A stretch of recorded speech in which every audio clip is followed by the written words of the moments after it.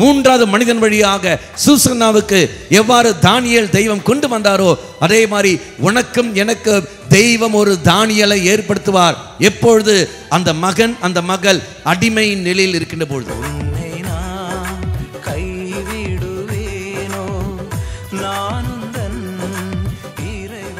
நாம் பார்க்கின்றோம் ஜெபமலை மாதத்தின் 3வது வெள்ளிக்கிழமையில் நாம் இருக்கின்றோம். இன்று நாம் சிந்திக்கவிருக்கின்ற இறை வார்த்தையானது லூக்கா நற்செய்தி 1ஆம் அதிகாரம். லூக்கா நற்செய்தி 1ஆம் அதிகாரம் 48-9 உள்ள திருவாக்கியங்கள். ஏனெனில் அவர் தம் அடிமையின் தாழ்நிலையை கண்ணோக்கினார். அடுத்தது, இது முதல் எல்லா தலைமுறையினரும் என்னை பேறு பெற்றவர் என்பர். அடுத்தது,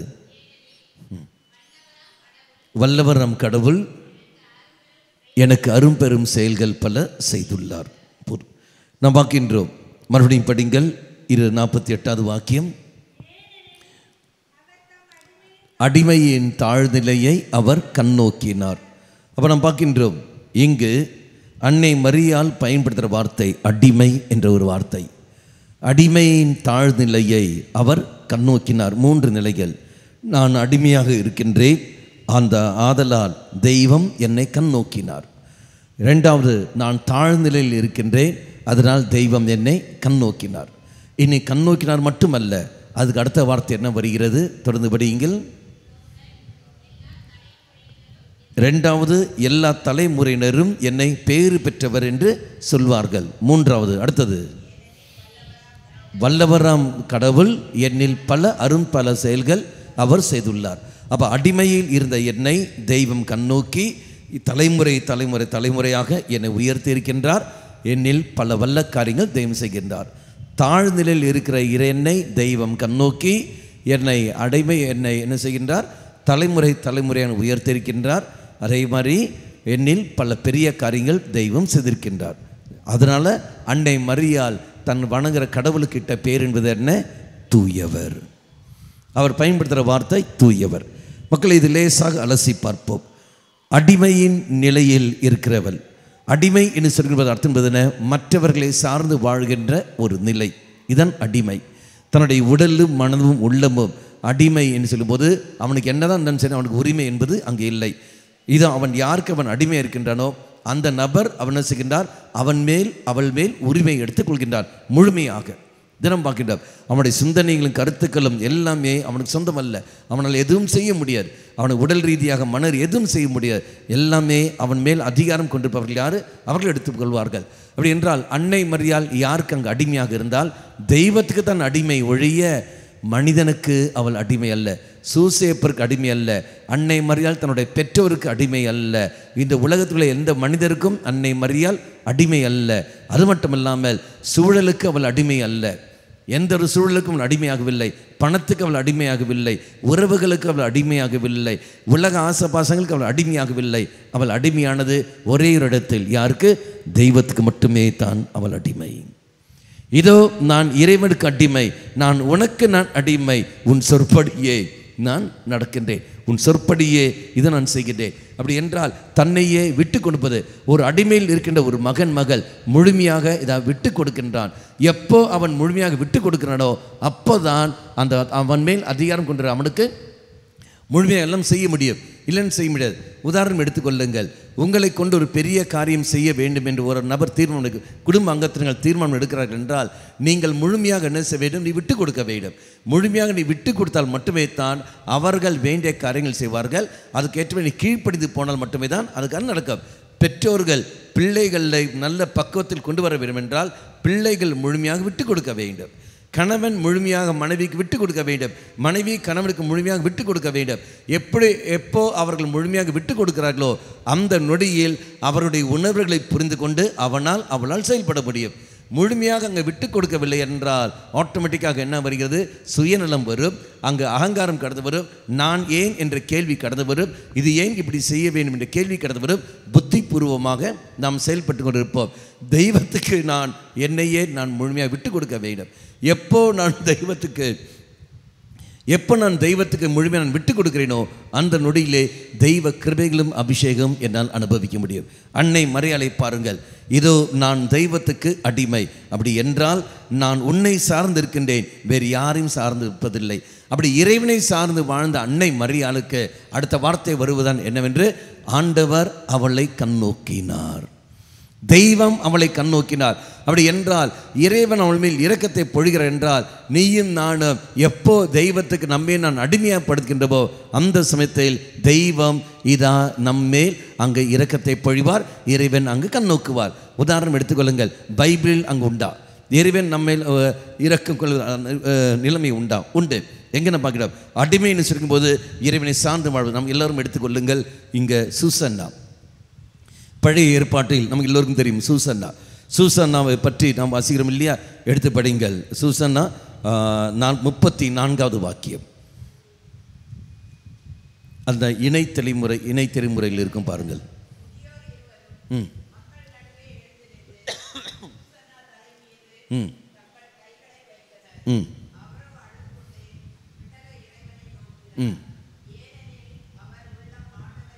ஆண்டவரையே நம்பி இருந்தது.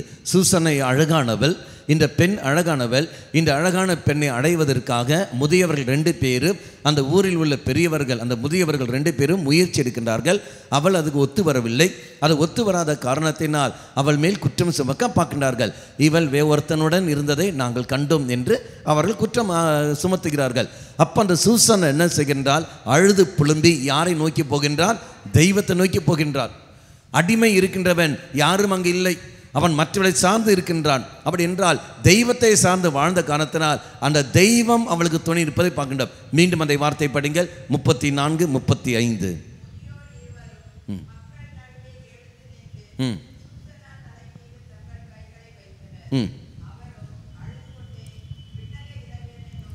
விண்ணக இறைவனை நோக்கி மன்றாடினார். அப்போ அழுது கொண்டே யாரை நோக்கி மன்றாடினார்? தெய்வத்தை நோக்கி மன்றாடினார். இதே அனுபவம் தானே இயேசுவுக்கும் இருந்தது. இயேசு கடவுளுடைய மகன் இருந்த போதிலும் அவரும் என்ன செய்ய, தனக்கு வேதனை வந்த போதிலும் அந்த இயேசு யாரை நோக்கி மன்றாடினார்? பிதாவாய தெய்வத்தை. இந்த பேச்சு அப்படி வைத்துக் கொள்ளுங்கள். எங்கு நாம் வாசிக்கின்றோம்? எடுத்து படிங்கள். எபிரேயருக்கு திருமுகம் 5ஆம் அதிகாரம் 7, 8 உள்ள திருவாக்கியங்கள். எபிரேயருக்கு திருமுகம் 5ஆம் அதிகாரம் 7, 8 உள்ள திருவாக்கியங்கள். அவர் இந்த உலகத்தில் வாழ்ந்த காலகட்டத்தில் தம்மை சாவிலிருந்து காப்பாற்றக்கூடிய வல்லவரை நோக்கி உரத்த குரல் எழுப்பி கண்ணீர் சிந்தி மன்றாடி வேண்டினார். அப்படி என்றால் தெய்வ மகன் இயேசு கிறிஸ்து போலும் என்ன பிதாவாய தெய்வத்தை செய்கின்றார். அப்படி என்றால் இயேசு யாரை சார்ந்து இருக்கின்றார்? பிதாவாய தெய்வத்தை. தன்னையே முழுமையாக விட்டு கொடுக்கின்றார். அந்த அடிமையின் வடிவத்தை அவர் ஏற்றுக்கொள்கின்றார். கிளியர். அப்படி அதை தொடர்ந்து அப்படியே வார்த்தை படியுங்கள். அச்சத்தை முன்னிட்டு கடவுள் அவருக்கு செவி சாய்க்கின்றார். அப்போ தன்னையே முழுமையாக விட்டு கொடுப்பது, அதை நான் வாசிக்கின்றோம். இதுக்கு சப்போர்ட்டாக அந்த வார்த்தை நமக்கு தெரிந்த வார்த்தை. எடுத்து படிங்கள். பிலிப்பியருக்கு திருமுகம் 2ஆம் அதிகாரம், நமக்கு எல்லாம் தெரிந்த வார்த்தை. பிலிப்பியருக்கு திருமுகம் 2ஆம் அதிகாரம் 6, 7, 8.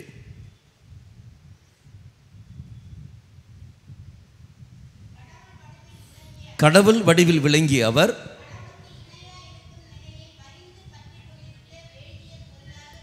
கருதவில்லை. அடுத்தது பார்த்தீங்களா? தம்மையே வெறுமையாக்கி அடிமையின் வடிவத்தை எடுத்து மனிதனுக்கு ஒப்பாய் விடுகின்றார். அடுத்தது மனித உருவில் தோன்றி சாவை ஏற்கும் அளவுக்கு, அதுவும் சிலுவை சாவை ஏற்கும் அளவுக்கு தம்மையே கீழ்ப்படுத்தி தாழ்த்து விடுகின்றார். அப்படி என்றால் ஒரு அடிமை இருக்கின்றவன் தன் சுயநலத்தை மையப்படுத்தவில்லை. அவனுக்கு எல்லாம் இயேசு தெய்வத்துடைய மகன் எல்லாம் செய்திருக்கலாம். ஆனால் அடிமையின் வடிவத்தை எடுத்துக்கொண்டு, ஆண்டவரே நான் அல்ல, உன்னுடைய விருப்பம் அங்கு நிறைவேறிட்ட வேதனை மிகுந்த வர சமயத்தில் அந்த தெய்வம் யாரை நோக்கி மன்றாடுகின்றார்? பிதாவாய் தெய்வத்தை நோக்கி. தந்தையாம் இறைவனை நோக்கி மன்றாடுகின்றார். சூசன்னா அவளுக்கு அவமானங்கள் ஏற்படுகின்றன. தனக்கு யாருமே இல்லை, உதவி செய்ய யாரும் இல்லை. உடனே அவள் யாரை நோக்கி மன்றாடுகின்றாள்? இதா தந்தையாம் இறைவனை நோக்கி மன்றாடுகிறார். ஆண்டவரே, எனக்கு நீ தான் இருக்கின்றீர், வேறு யாரும் இல்லை. எப்போ அந்த அடிமையில் இருக்கின்றவன், அடிமையில் வாழ்கின்றவர்கள் அங்கு பிதாவை தெய்வத்தை நோக்கி மன்றாடினார்களோ உடனே தெய்வம் அவர்களுக்கு செவி கொடுப்பதை நான் காண்கின்றோம். படிங்கள் அந்த சூசன்னா புஸ்தகத்தில் 42ஆம் வாக்கியம்.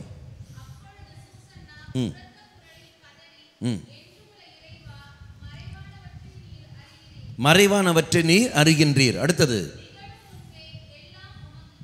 நிகழ முன்பே எல்லாம் உமக்கு தெரியும். ஒன்று ஃபர்ஸ்ட் என்ன வருகிறது? மறைவானவற்றை நீ அறிந்திருக்கின்றீர். இரண்டாவது, நிகழ முன்பே எல்லாம் உனக்கு தெரியும். அடுத்தது, மூன்றாவது, இவர்கள் சொல்கின்ற பொய் சான்று எல்லாமே நீர் அறிகின்றீர். அடுத்தது,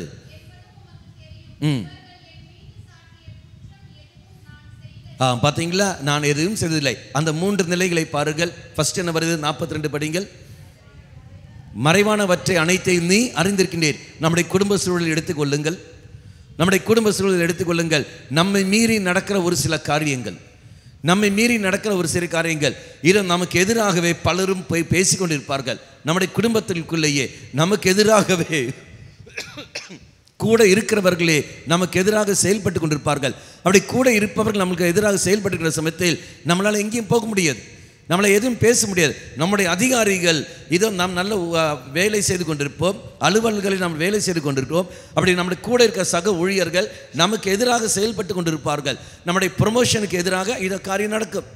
நம்முடைய தொழில் நாம் எடுக்கிற அந்த டார்கெட் எதற்காக எடுத்த காரணத்தினால் அங்கே முதலாளிகள், நம்மளுக்கு அதிகாரிகள் நமக்கு பல நன்மைகள் செய்வார்கள்.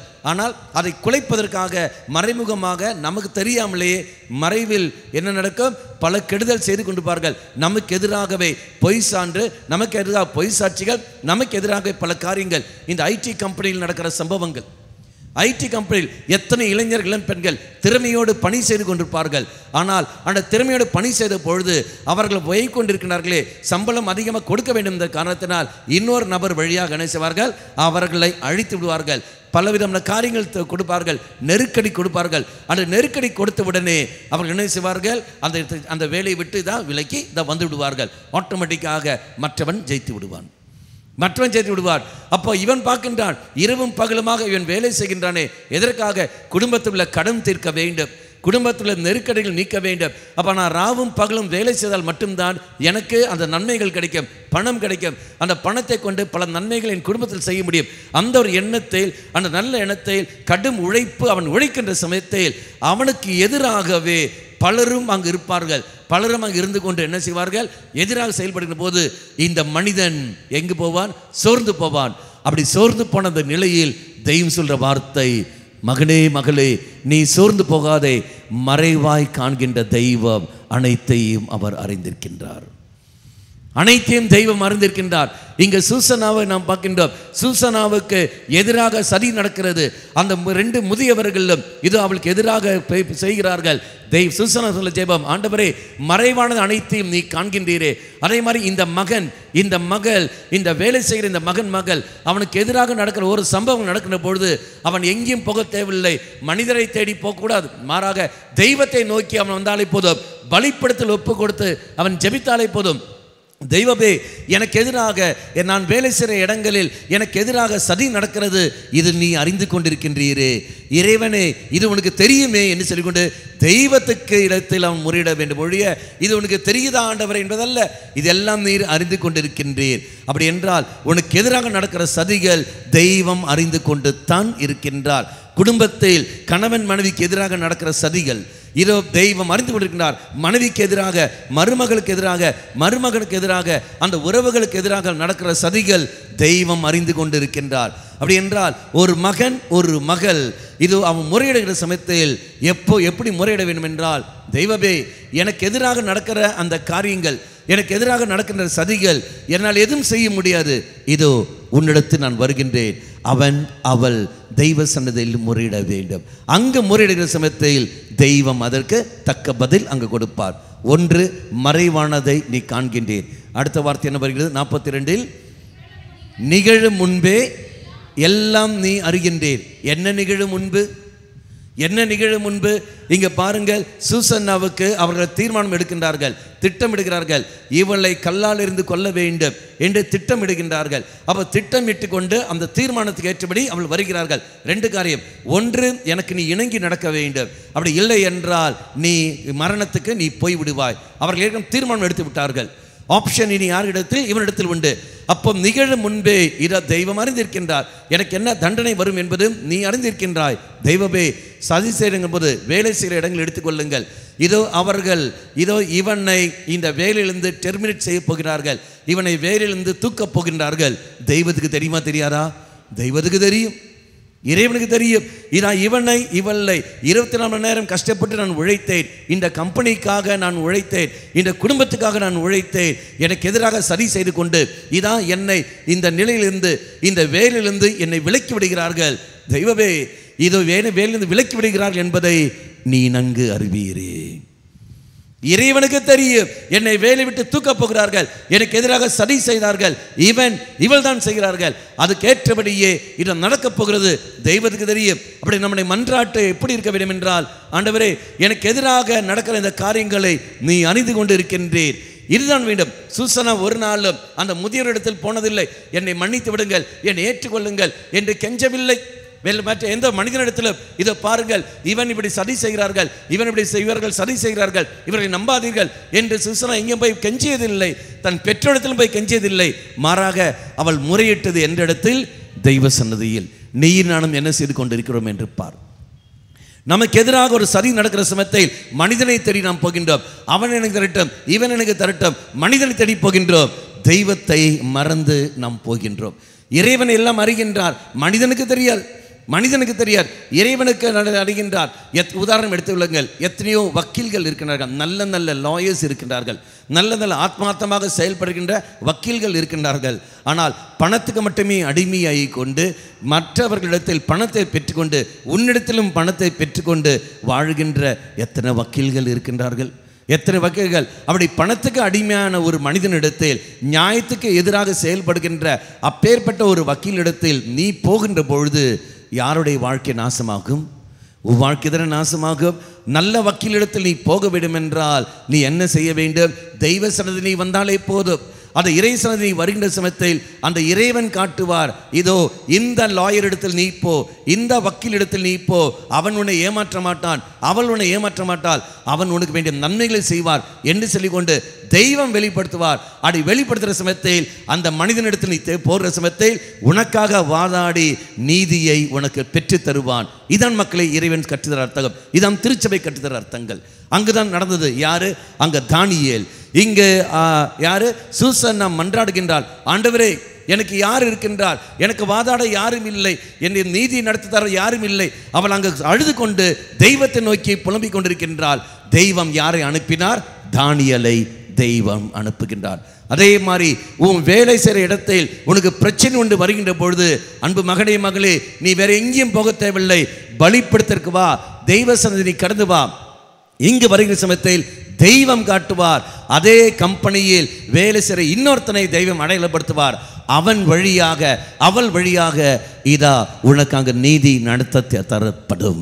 அங்கு உனக்கு வேலை எந்த ஒரு தடை இல்லாமல் உனக்கு அங்கு ஆபத்திலிருந்து, பிரச்சனையிலிருந்து உனக்கு முற்றுப்புள்ளி அங்கு தரப்படும். குடும்பத்தில் பிரச்சனை வருகிற சமயத்தில் தெய்வ சன்னதி கடந்து வா, தெய்வம் உனக்கு அடையாளம் காட்டுவார். இந்த மகனிடத்தில், இந்த மகளிடத்தில் நீ போ என்று அந்த மகன், அந்த மகள் உனக்காக வாதாடி கொண்டு உனக்கு நீதியை அவர்கள் பெற்று தருவார்கள். மாறாக தெய்வ சன்னதியில் நீ வராமல் நீ பாட்டுன்னு வேறு உன் தெரிஞ்ச நபரிடத்தில், நண்பனிடத்திலோ மற்றவர்களிடத்தில் சென்று உன் கருத்துக்களை நீ சொல்லிக்கிறபோது அவள் உன் பலவீனங்களை அறிந்து உன்னை அவர்கள் நாசமாக்குவார்கள். இதானே மக்கள் நடந்தது. நல்ல ஒரு சம்பவம் கூறுகிறேன். குடும்பத்தில் நெருக்கமான ஒரு மனிதன், அவனுடைய குடும்பத்தில் ஒரு பிரச்சனை ஏற்படுகிறது. அப்போ பிரச்சனை என்னவென்றால், அவர்களுக்கு அட்மிஷன் கிடைக்க வேண்டும், அப்போ மெடிக்கல் சீட்டு கிடைக்க வேண்டும். அப்போ மெடிக்கல் சீட்டு கிடைக்கிற சமயத்தில் பைசா வாங்குகிறார்கள், பைசா வாங்கி பைசா கொடுக்கிறார்கள். ஆனால் வாங்கின பைசாவை அவன் என்ன செய்கின்றான்? அவன் நீ தரவில்லை என்று சொல்லிவிடுகின்றான். சீட்டும் போய்விட்டது, சீட்டும் கிடைக்கவில்லை. இவர்கள் என்ன செய்கிறார்கள், பைசாவும் போய்விட்டது என்று சொல்லிக்கிற பொழுது இதை பிரச்சனையை சால்வ் பண்ணுவதற்காக வேறொரு மனிதனிடத்தில் போகின்றார்கள். அந்த நண்பன் வேறொரு மனிதனிடத்தில் கொண்டு போகின்றான். அவன் யார் என்று பார்க்கிறான், அவன் ஒரு புரோக்கர். புரோக்கர்னு புரிஞ்சிச்சா? அவன் ஒரு பிம்பு, அவன் புரோக்கர். இது இந்த குடும்பத்துக்கு தெரியுமா, இந்த மகளுக்கு தெரியுமா, இந்த மகளுக்கு தெரியாது, கொண்டு போன இந்த ஃப்ரெண்டுக்கு தெரியுமா, அவனுக்கும் தெரியாது. அவன் ஏதோ நண்பன் இது மாதிரி செய்கிறான்னு சொல்லி இதை போனார்கள். கடைசியில் இந்த புரோக்கர் என்ன செய்கின்றான், இந்த மகளை பார்க்கின்றார். அதுக்கு என்ன பிரச்சனை இல்லை, நான் சால்வ் செய்து தருகிறேன், எனக்கு தெரிந்தவர்கள் தான் அவர்கள், ஒரு சிலை என்று நீங்கள் பைசெல்லாம் ஒன்றும் தர தேவையில்லை, ஒன்று மட்டும் செய்தால் போதும். என்னது, என் கூட நீ வந்தால் போதும், என் கூட நீ வந்தால் போதும், வேற எதுவும் தேவையில்லை. இறைவனை நம்பி வாழ்கிறவர்கள் கூட போவார்களா? ஒரு நாள் போக மாட்டார்கள். எனக்கு பைசா வேண்டாம், ஒன்று வேண்டாம் என்று சொல்லி, எனக்கு எதுவும் வேண்டாம், சீட்டை வேண்டாம் சொல்லி அழுது கொண்டு வருகின்ற ஒரு நிலை, அழுது கொண்டு வருகிற நிலை. நான் என்ன செய்ய முடியும், என் பணம் போய்விட்டது, என்னை ஏமாற்றி விட்டார்களே என்று அழுது கொண்டிருக்கிற சமயத்தில், மகளே நீ போனது யாரிடத்தில், மனிதனை தேடி நீ போயிருக்கின்றாய், தெய்வத்தை தேடி நீ போனதில்லையே, இறைவனை தேடி வந்ததில்லையே, இப்பதானே நீ தெய்வத்தை தேடி வந்திருக்கின்றாய், போய் நில்லு, போய் விழு, உனக்கு தெய்வம் நீதி நடத்தி தருவார். இதோ அந்த மகள் வருகின்றார். இதே அருளாலயத்தில் கடந்து வந்தால், வந்து 3 வாரம் தொடர்ந்து அவள் வந்தாள். நான் சொல்லவில்லை நீ 3 வாரம் வர வேண்டும் என்று சொன்னது இல்லை. நீ வா, வந்து பலிப்படத்தில் ஒப்புக்கொடு, தெய்வம் ஏற்றுக்கொள்வாள். அந்த மகள் கண்ணீரோடு 3 வாரம் வந்தால், 4வது வாரத்தில் வந்து சொல்ற வார்த்தை, என் பணமும் எனக்கு வந்துவிட்டது, எனக்கு சீட்டும் எனக்கு கிடைத்து விட்டது. சந்தோஷத்தோடு போய்விடுகின்றார். மக்களே, என்ன காரணம்? இங்கே யார் அவளுக்காக நீதி? நான் கேட்டேன், உனக்கு எப்படி கிடைத்தது, யார் உனக்கு நீதி நடத்தி கொடுத்தார், எப்படி கிடைச்சதுங்கிற போது எனக்கு தெரியவில்லை. 3வது ஒரு மனிதன் வந்தார், என் நிலையை அறிந்தார், அவர் பார்த்தார். அவரிடத்தில் நான் சும்மா சொன்னேன், இந்த மாதிரி அழுது கொண்டிருந்த நிலையை கண்டு அவரிடத்தில் நான் பகிர்ந்தேன். அவர் பார்த்தார், நீ கவலைப்படாதே, நான் அது தருகின்றேன், பெற்று தருகிறேன் சொல்லிக்கொண்டு, அவன் ஒரு பக்கா ஒரு லாயர், ஒரு கிரிமினல் லாயர். அவர் போனார், வேண்டிய நபரை கண்டார், என்ன செய்ய வேண்டும் செய்தார், பணத்தை கொண்டு வந்து கொடுத்தார். இது அவளுக்கு சீட்டும் அவளுக்கு கிடைத்து விட்டது. ஆட்டோமேட்டிக்காக போய்விட்டார். அந்த லாயரை நீ அப்புறம் பார்த்தாயா கேட்கும்போது, அவர் யார் என்று தெரியலை, அப்புறம் அவரை நான் பார்க்கவும் இல்லை. இதான் தெய்வம், இதான் தெய்வம். 3வது மனிதன் வழியாக சூசன்னாவுக்கு எவ்வாறு தானியேல் தெய்வம் கொண்டு வந்தாரோ, அதே மாதிரி உனக்கும் எனக்கு தெய்வம் ஒரு தானியலை ஏற்படுத்துவார். எப்பொழுது? அந்த மகன் அந்த மகள் அடிமை நிலையில் இருக்கின்ற பொழுது. அடிமை நிலையில் இருக்கின்ற போது, அடிமை சொல்வது யாருக்கு? தெய்வத்துக்கு நான் அடிமையா இருக்க வேண்டும், பணத்துக்கு அல்ல, புகழுக்கு அல்ல, உலகத்துக்கு அல்ல, மனிதனுக்கு அல்ல, சூழலுக்கு அல்ல, தெய்வத்துக்கு நான் அடிமையான வாடுகிற சமயத்தில் அப்போதான் இந்த அனுபவம் கிடைக்கும். ஒழிய அல்லாத சமயத்தில் இந்த அனுபவம் வராது. எனக்கு பணம் இருக்கு, நான் பார்த்துக்கிட்டேன், ஆண்டவரே ஆண்டவரே நீ பாருன்று, வராது, அனுபவம் கிடைக்காது. ஏன்னா சூழலுக்கு அதெல்லாம் முடியாது. எனக்கு சொந்த பந்தங்கள் இருக்கிறார்கள், அவர்கள் பார்த்துக் கொள்வார்கள், ஆண்டவரே நீ பாருன்று, வராது வராது. எப்போ என்றால் முழுமையாக உன் மனதையும் உன் உடலையும் உன் உள்ளத்தையும் உன் சிந்தனையும் கருத்துக்களையும் எல்லாவற்றையும் தெய்வ சன்னதியில் முழுமையாக கொடுக்க வேண்டும். அந்த முழுமை எப்போ நீ கொடுக்கின்றாயோ அப்போத்தான் தெய்வம் உன்னிலிருந்து செயல்படுவார். அதான் மரியாளுக்கு நடந்த வார்த்தை, இதோ நான் ஆண்டவரின் அடிமை, உன் சொற்படியே என்னில் நிகழட்டும். மரியாள் அனுமதிக்கின்றாள், தன்னில் பணி செய்வதற்காக என்னில் என்னவென செதுக்கோள், இதோ முழுமையாக விட்டு கொடுக்கின்றாள். அடிமை ஒரு நாளும் இதோ விட்டு, அடிமைக்கு ஒரு நாள் உரிமை என்பதில்லை. நீ என்னை கொண்டு இப்படி செய்யக்கூடாது, கேள்வி கேட்க அவனுக்கு உரிமை இல்லை. மரியாள் ஒரு நாளும், இது மரியாள் இல்லையே, இது மரியாள் தானே, மரியாள் ஒரு நாளும் கேள்வி கேட்டதில்லை, ஒரு நாளும் கேள்வி கிடையாது, நீ என்னை விட்டு இப்படிலாம் செய்யணும் கேள்வி கேட்டதில்லை. இதை முழுமையாக அதை விட்டு கொடுக்கின்றாள். எப்போ நீயும் நானும் முழுமையாக விட்டு கொடுக்கின்றோமோ அந்த நொடியிலே தெய்வம் செயல்பட ஆரம்பிப்பார். தானியேலை உனக்கும் எனக்கும் தெய்வம் அனுப்புவார். பிரைஸ் தி லார்ட், ஹல்லேலூயா. மக்களே, இங்க இருக்கிற நீ, யூடியூப் வழியாக இதோ காண்கின்ற நீ, கேட்கின்ற நீ, உன்னுடைய வாழ்க்கையில் உன்னுடைய குடும்பத்தில் உன்னுடைய வாழ்க்கை சூழலில் நீ செய்கிற பணித்தலங்களில் உனக்கு ஏதாவது பிரச்சனை ஒன்று வருகிற சமயத்தில், இதோ தெய்வமே யாருமே இல்லையே என்று சொல்லி இருக்கிற சமயத்தில் ஒன்று மட்டும் மறந்து விடாதே, தெய்வம் உனக்காக ஒரு தானியேலை ஏற்படுத்தியிருப்பார். அந்த தானியேலை நீ அனுபவிக்க வேண்டும் என்றால், அவனை நீ காண வேண்டும் என்றால், முழுமையாக உன்னை நீ விட்டுக்கொடு. எப்போ நீ உண்மையை முழுமையை விட்டுக் கொடுக்கின்றாயோ அந்த நொடியில் அந்த தானியலை உன்னால் காண முடியும். அந்த தானியல் வழியாகவே உனக்கும் உன்னுடைய பணித்தளத்துக்கும் இதை நீ செய்கிற காரியத்துக்கும் அங்கு நீதி நடத்தி தரப்படும். Praise the Lord. Hallelujah, hallelujah. மூன்றாவது என்ன வருகிறது? நிகழும் முன்பே எல்லாம் காண்கின்ற தெய்வம். அந்த நிகழும் முன்பே எனக்கு அவமானம் வருவதற்கு முன்பாகவே தெய்வம் அங்கு காரியம் செய்து விடுவார். இந்த 2 முதியவர்கள் தீர்மானம் எடுத்தார்கள். இவளால் கல்லால் எறிய வேண்டும் என்று தீர்மானம் எடுத்தார்கள். அந்த மனிதன் எடுத்த தீர்மானம், அந்த தீர்மானம் அங்கு நடப்பில் ஆகிவிட்டதா? இல்லை, நடப்பிலாகவில்லை. இவன் தீர்மானம் எடுப்பான், என்னை வேலை விட்டு எடுக்க வேண்டும் என்று இவன் தீர்மானம் எடுப்பான். அது நடக்காது. காரணம், தெய்வம் என் கூட இருக்கின்றார். நான் இறைவனை சார்ந்து வாழ்ந்த காரணத்தினால் அந்த இறைவன் எனக்கு நீதி நடத்தி தருவார். மக்களே, அங்க அடிமையாக இருக்கின்றவன் அங்கு புகழ் மட்டும்தான் முடியும். மூன்றாவது வார்த்தை என்ன வருகிறது? நிகழும் முன்பே. அடுத்த வார்த்தை, இவர்கள் எனக்கு எதிராக பொய் சான்று சொல்வதை உமக்கு தெரியுமே.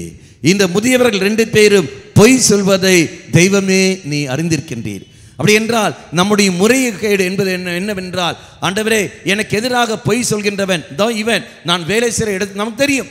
நமக்கு எதிராக செயல்படுபவர்கள் யார் என்று நமக்கு எல்லோரும் தெரியும். என் கூட இருக்கின்றவன் தான் பொறாமையின் காரணமாக என்னுடைய ப்ரொமோஷனுக்கு எதிராக செயல்படுகின்றான். அவன் பொறாமையின் காரணமாக என் குடும்பத்துக்கு எதிராக செயல்பட்டு கொண்டிருக்கின்றான். என் நண்பன் தான், என் கூட இருக்கிறவர்கள் தான், என் சொந்த பந்தங்கள் தான், என் உறவினர்கள் தான், என் அருகில் இருக்கிறவர்கள் தான் எனக்கு எதிராக செய்கிறார்கள். வேறு யாரும் இல்லை. எனக்கு தெரியும். சூசன ஒரு நாளும் அவனிடத்தில் போனதில்லை. முறையீடு யார் என்பதை அறிந்தானவள் என்ன செய்கின்றார்? நேரா தெய்வ சன்னதியில் முறையிடுகின்றார். எனக்கு எதிராக செய்பவர்கள் யார், பொய் குற்றம் சொல்பவர்கள் யார் என்று நீ நன்கு அறிகின்றீர். இவன் தான் இவள் என்பது நீ நன்கு அறிந்திருக்கின்றீர். ஆண்டவரே, இதா எனக்கு எதிராக பொய் குற்றம் சுமத்துகின்ற இந்த மகன் நீ நன்கு அறிந்திருக்கின்றீர். என் வேலைக்கு எதிராக வேட்டு வைக்கிறவன் இவன் தான் என்பது நீ நன்கு அறிந்திருக்கின்றேன். என் குடும்பத்துக்கு எதிராக செயல்படுகிறவர்கள் இவன் தான் இவள் தான் என்பது நீ அறிந்திருக்கின்றேன். இதோ கணவன் மனைவி நாங்கள் நன்றாக வாழ்ந்து கொண்டிருக்கின்றோம். எங்களுக்கு எதிராக, எங்கள் உறவுக்கு எதிராக செயல்படுகின்ற இவர்கள் தான், இந்த குடும்பத்தினர் தான், எங்களுக்கு எதிராக செய்வினை செய்பவர்கள் இவர்கள் தான் என்பது நீ நன்கு அறிந்திருக்கின்றீர். எங்களுக்கு மந்திரம் செய்வது இவர்கள் தான் என்பது நீ நன்கு அறிந்திருக்கின்றீர். எங்களுக்கு சூனியம் செய்வது இவர்கள் தான் என்பது நீ நன்கு அறிந்திருக்கின்றீர். தெய்வ சன்னதியில் அங்கு முறையிட வேண்டும், வேறு எங்கும் அல்ல. அப்படி இறைசனில் முறையிடுகிற சமயத்தில் தெய்வம் தானியேலை இதோ அவர் அனுப்புகின்றார். இதான் மக்களை நீ நாம் செய்ய காரியங்கள். ஆனால் நாம் என்ன செய்கின்றோம்? நமக்கு எதிராக செய்வினை செய்கிறவர்கள், சூன்யம் செய்கிறவர்கள் அவன் செய்கிறார்கள் என்றால் நீ எப்படி செய்கின்றாய்? நானும் உயிர்த்தனை தேடி போகின்றேன். நீயும் அதே காரியம் செய்கிற சமயத்தில் எப்படி மக்களை கிருபைகள் கிடைக்கும்? எப்படி கிருபைகள் கிடைக்கும்? சாத்தான் எப்படி தனக்கு எதிராக சொல் போடுவான், எதிராக போவான், ஒரு நாளும் போக மாட்டானே. அப்படி என்றால் நீயும் நானும் யாரை தேடி போக வேண்டும்? நமக்கு எதிராக செய்கிறவர்கள் இருக்கும்போது அவளை பலிப்பீடத்தில் ஒப்பு கொடுக்க வேண்டும். இது நீ செய்தாலே போதும், தெய்வம் நமக்கு அங்கே நீதி நடத்தி தருவார். Praise the Lord. ஹல்லேலூயா. இப்போ மறுபடியும் அந்த ஃபர்ஸ்ட்லேருந்து படிங்கள். 42 ஃபர்ஸ்ட்லேருந்து படிங்கள். அதே 3 காரியங்கள். உரத்த குரலில், பார்த்தீங்களா? உரத்த குரலில் கதறி அழுது சொன்ன வார்த்தை, என்றும் உள்ள இறைவா, என்றும் வாழ்ந்து கொண்டிருக்கிற நல்ல தெய்வமே, இறைவனை அவள் பணி செல்ல. 1. அடுத்த வார்த்தை, மறைவானவற்றை நீ அறிந்திருக்கின்றீர், நிகழும் முன்பே எல்லாம் உனக்கு தெரியும், எனக்கு எதிராக பொய் சான்று சொல்லதையும் நீ அறிந்திருக்கின்றீர். அடுத்தது, இது எதுவும் நான் செய்யவில்லை, நான் குற்றமற்றவர், நான் கள்ளக்கபடத்தில் வாழ்கிறேன் என்பது நீ நன்கு அறிந்திருக்கின்றீரே. 4வது, தான் யார் என்பதையும் அங்கு சூசனை வெளிப்படுத்துகிறார். தான் எந்த நிலையில் இருக்கிற என்பதையும், தான் ஒன்றும் செய்ய முடியாத நிலையில் நான் வாழ்கின்றேன், இவர்கள் சொல்கிறது அத்தனையும் பொய் என்று உனக்கு தெரியும், என்னால் எதுவும் செய்ய முடியவில்லை, இது எதுவும் நான் செய்யவில்லை என்பது ஆண்டவரே உனக்கு தெரியும். அவர்களுக்கு தெரியாது, அவர்கள் நம்புகிறார்கள். இவர்கள் என்ன சொல்கிறார்களோ அந்த முதியவர்கள் சொல்வதை அவர்கள் நம்புகிறார்கள். இதோ இவர்கள் சொல்வது அதிகாரிகள் நம்புகிறார்கள். என்ன காரணங்கள்? இவர்கள் அதிகாரிகளுக்கு வேண்டப்பட்டவர்களாக இருக்கின்றார்கள். அதிகாரிகளுக்கு வேண்டப்பட்ட காரணத்தினால் இவன் சொல்வது அத்தனையும் அவர் கேட்பார்கள். அப்படி கேட்ட காரணத்தினால் எனக்கு ஆபத்து வருகிறது, எனக்கு பின்னடைவு ஏற்படுகிறது, எனக்கு வேலை போய்விடுகிறது, இந்த தவறு எதுவும் நான் செய்யவில்லை, இவர் சொல்ல அத்தனையும் பொய் என்பது நீ நன்கு அறிந்திருக்கின்றீர், இவர் சொல்ற எதுவும் நான் செய்யவில்லையே. வேலையில் இருக்கின்றவன், வேலையில் இருக்கின்றவர்கள், ஆபத்தில் இருக்கின்றவர்கள் இங்கு வந்தாலே போதும். இங்கு வந்தாலே போதும், தெய்வம் தானியேலை உனக்கு அடையாளம் காட்டுவார். அடுத்த வார்த்தை,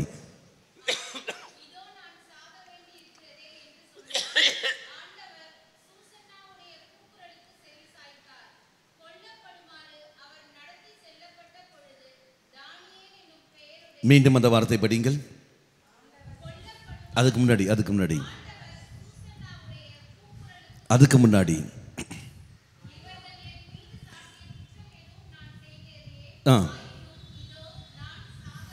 ஆயினும் நான் இதோ சாக வேண்டியதாக இருக்கின்றதே. அப்போ அவள் தன்னுடைய முடிவை அவளே அங்கு தீர்மானம் எடுக்கின்றாள். சூசன்னாவை அங்கு தீர்மானம் எடுக்கின்றாள். ஆண்டவரே, எனக்கு யாரும் இல்லை, இதோ என் வேலை போய்விடுகிறது, என் வேலை போய்விடுது, எல்லாம் கைவிட்ட நிலையில் எனக்கு உதவி செய்ய யாரும் இல்லை, எனக்காக நீதி வாதாட யாரும் இல்லை, இதோ என் உறவுகள் என் குடும்பங்கள் பிரிந்திருக்கின்றது, யாரும் அங்கு சேர்த்துக்கொள்வதற்கு அங்கே யாரும் உதவி செய்வதில்லை, எல்லாம் இழந்த நிலையில் நான் இருக்கின்றேன், எனக்கு ஒருத்தரும் அங்கு இல்லையே, கைவிடப்பட்ட நிலையில் நான் இருக்கின்றேன். கடை எல்லாம் சொன்ன பிறகு அங்கு முடிவு, இவள் எடுக்கிற தீர்மானம் என்னவென்று, எல்லாம் முடிந்து விட்டது, எல்லாம் முடிந்து விட்டது, எனக்காக யாரும் இல்லை, இதனை நீயும் நானும், இதான் நீ நானும் ஒன்றும் இல்லாத நிலையில் அப்படியே நாம் விடுகின்றோம். ஒரு அருத்தந்தை, எனக்கு சரி ஞாபகம் இல்லை, அவர் சொன்ன வார்த்தை, எனக்கு அவர் பேர் ஞாபகம் இல்லை, தூயாவின் அபிஷேகத்தை அவர் பெற்ற அந்த அனுபவத்தை அவர் பகிர்ந்து கொண்டார். அதாவது ராத்திரி முழுவதும் எனக்கு அபிஷேகம் வேண்டும் என்பதற்காக பிடிவாதமாக அவர் என்ன செய்கிறார், 33 நாட்கள் அவர் தொடர்ந்து ஜபிக்கின்றார். 33 நாட்கள் தொடர்ந்து அவர் ஜபித்து கொண்டிருக்கிற சமயத்தில் எனக்கு எப்படியாவது தூயாவின் வேண்டும், அபிஷேகம் வேண்டும், அபிஷேகம் வேண்டும் என்று சொல்லி வேண்டி அவர் ஜபிக்கின்ற பொழுது அவருக்கு 33 நாட்கள் முடிந்து விட்டது. அவர் குறிப்பிட வைத்தார், ராத்திரி 12 மணியிலிருந்து நான் வேண்டுகிறேன் ஆண்டவரே, உறக்கத்தை விட்டு நான் வேண்டுகிறேன் உனக்காக. அவர் ஒரு அருத்தந்தை, பங்கில் பணியாற்ற வேண்டும். அப்போ அவர் உறக்கம் இருந்த போதிலும் இதை 12 மணி நான் உறங்கி இல்லை, என் உறக்கத்தை விடுகிறேன், உனக்காக நான் எல்லாம் விடுகிறேன், என் உடல் எப்படி போனாலும் பரவாயில்லை, உன்னை மட்டுமே மையப்படுத்த நான் வாழ ஆசைப்படுகிறேன் என்று சொல்லிக்கொண்டு அந்த அருத்தந்தை ராத்திரி முழுமையாக உட்காருகிறார். 12 மணி 3 மணி வரை, சில டைம் 4 மணி வரை, சில 5 மணி வரை, சில டைம் உறங்கி விடுகின்றார். ஆனால் அப்படியே ராத்திரி முழு நேரம், முக்கால்வாசி நேரம் அவர் விழித்து கொண்டு அவர் செய்த ஒரே இது ஜெபமாலை மட்டும்தான் செய்து கொண்டார். அவருக்கு வேறு எதுவும் தெரியல. நான் இது மட்டும் சொல்கின்றேன், மற்றவர்கள் கரங்கள் வைத்து ஜெபிப்பதோ எதுவும் இல்லை, ஜெபமாலை மட்டும் சொல்கின்றேன். எவ்வளோ என்று நான் கணக்கு வைப்பதில்லை, எவ்வளோ சும்மா நான் நேரத்தை உறக்கம் வர வரைக்கும் நான் ஜெபித்து கொண்டே இருக்கிறேன். மேக்சிமம் முடிந்த வரைக்கும் நான் உறங்காமல் இருப்பேன். 33 நாட்கள் அப்படியே செய்தார். கடைசி அவர் சொன்ன வார்த்தை, தெய்வமே எல்லாம் போயிடுச்சு, நான் கணக்கு போட்ட 33 நாட்களும் முடிந்து விட்டது, இதா இன்றுதான் கடைசி, இன்றும் நான் ஜெபமாலை சரி பக்தியோடு சொல்கிறேனோ வேறு எப்படின்னு சொல்கிறேனோ எனக்கு தெரியவில்லை. சோர்ந்து போய் அவர் ஜெபமாலையை அப்படியே கையில் வைத்துக்கொண்டு அப்படியே உறங்கிவிட்டார். அது முடித்த உடனே அவர் சொல்ல வார்த்தை, எப்போ நான் முடித்தனே, எல்லாம் முடிந்து விட்டது நான் முடித்தனே, அந்த நெக்ஸ்ட் செகண்டு தான் அவருக்கு கிடைச்ச அந்த அனுபவம். அவர் சொல்ல வார்த்தை, ஏதோ ஒரு சக்தி வந்து என்னை எழுப்பது போல், எழுந்திரு எழுந்திரு, இந்த குரல் மட்டும் கேட்டு எழுந்திரு என்று. அதோ அவர் எழுந்து நிற்கின்றார். ஸ்வரம் ஏதோ ஒரு ஆனந்தம், ஏதோ ஒரு சந்தோஷம், ஏதோ மனதில் விட்டு ஏதோ போன போல், பறிச்சு விட்டு எடுத்தது போல், ஏதோ ஒரு ஆனந்தம் வந்து நிறைஞ்ச போல் அனுபவம். அதிலிருந்து அவர் சொல்ல வார்த்தை, எனக்கு துக்கங்கள் ஏற்படவில்லை, சந்தோஷம்தான் வருகிறது, என்ன நடந்து தரவில்லை. ஆனால் ஒன்று மட்டும் நிச்சயம், எப்போ நான் என்று எல்லாமே முடிந்து விட்டது ஆண்டவரே, எல்லாம் போய்விட்டது, இனி எதுவும் செய்யவில்லை என்று சொல்லி எப்போ ஒன்று முழுமையாக நான் விட்டு கொடுத்தனோ அந்த நொடியில் தான் எனக்கு அந்த அனுபவம் ஏற்பட்டது. நான் செமினரி படித்துக் கொண்டிருக்கிற சமயத்தில் நடந்த சம்பவம். அந்த அருத்தந்தை வந்து, அவர் பேர் எனக்கு என்னென்னு தெரியவில்லை, ஞாபகம் இல்லை. அப்போ அவர் சொன்ன இதுதான். ஆனால் சம்பவம் மட்டும் ஞாபகம். 33 நாட்கள் அந்த அருத்தந்தை சில காரியங்கள், மக்களே, அவர் அது வரைக்கும் எல்லாம் செய்து கொண்டிருந்தார், வேண்டு முயற்சி என்னென்னமோ செய்து கொண்டிருந்தார். எல்லாம் முடித்த பிறகு எனக்கு ஒன்றுமே 33 நாளும் நான் ஜெபித்தனே, எனக்கு எதுவும் கிடைக்கவில்லையே, எனக்கு ஒன்றும் இல்லையே என்று சொல்லிக்கொண்டு நிராசையில் அப்படியே விரக்தியில் போன பிறகு எல்லாம் முடிந்து விட்டு போனது. அந்த நொடியில் தான் அவருக்கு அந்த அனுபவம் தான் ஏற்படுகிறது. சூசன்னாவுக்கு அந்த வார்த்தையை படிங்கள், அதே வார்த்தை படிங்கள் மறுபடியும். நான் சாக வேண்டி இருக்கின்றதே, எனக்கு வேறு வழியே இல்லையே, நான் சாக வேண்டி இருக்கின்றதே, ஆண்டவரே உனக்கு எல்லாம் தெரியும், இவர்கள் பொய் சொல்லுவது உனக்கு தெரியும், எனக்கு எதிராக குற்றம் ஆளுப்பிறது உனக்கு தெரியும், இதெல்லாம் தவறு நான் செய்யவில்லை உனக்கு தெரியும், எனினும் நான் சாக வேண்டி இருக்கின்றது, எனக்கு ஒருத்தரும் இல்லையே. தன்னை முடிந்த நிலையில் அப்பொழுதுதான் வார்த்தை, அடுத்த வார்த்தை, ஆண்டவர் சூசனுடைய கூக்குரலுக்கு செவி கொடுத்தார். அடிமையுடைய நிலை என்பது அதுதான், முழுமையாக கொடுப்பது. அன்னை மரியாள், இதோ நான் உனக்கு முழுமையாக அடிமையாக இருக்கின்றேன், நான் உங்களுக்கு முழு அடிமை, என்னை கொண்டு நீ என்னவென செய்துகொள், இது முழுமையாக நான் விட்டு தருகிறேன். தெய்வம் அவளை ஏற்றுக்கொள்கின்றார். மக்களே, நீயும் நானும் அந்த நிலைக்கு வர வேண்டும். நீ நான் நிலைக்கு வர முடியுமா? நிச்சயமா வர முடியும். எப்போ?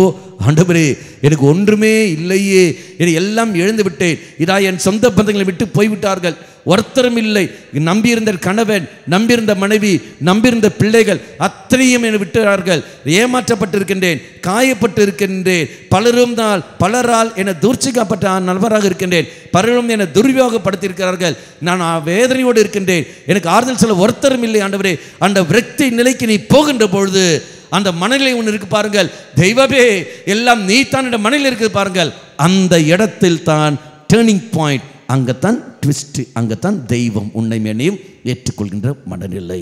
Price the Lord. எவ்வாறு சூசனாவுக்கு சொன்ன வார்த்தை, இதோ உன்னுடைய ஆண்டவர் உன்னுடைய குரலை கேட்டாரோ அதே மாதிரி நம்முடைய குரலையும் தெய்வம் கேட்பார். அடுத்த வார்த்தை,